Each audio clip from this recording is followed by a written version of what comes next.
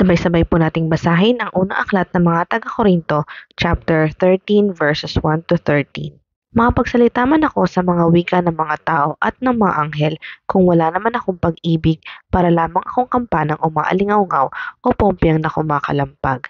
Kung ako man ay may kakayahang magpahayag ng salita ng Diyos at umunawa sa lahat ng hiwaga, kung meron man ako ng lahat ng kaalaman at ng malaking pananampalataya na anupat nakakapagpalipat ako ng mga bundok, ngunit wala naman akong pag-ibig, wala akong kabuluhan.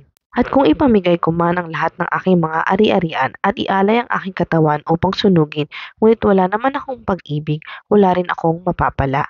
Ang pag-ibig ay matiyaga at magandang loob, hindi mainggitin, hindi mayabang, hindi mapagmataas man, hindi magaspang ang pag-uugali, hindi makasarili, hindi magagalitin, o mapagtanim sa kapwa. Hindi niya ikinatutuwa ang gawaing masama, ngunit ikinagagalak ang katotohanan.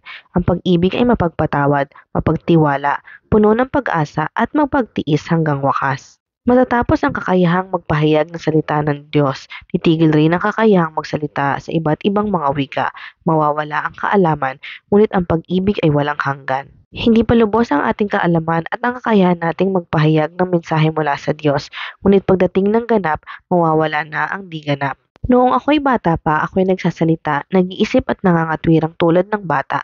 Ngayong ako'y mayroon ng sapat na gulang, iniwanan ko na ang mga asal ng bata.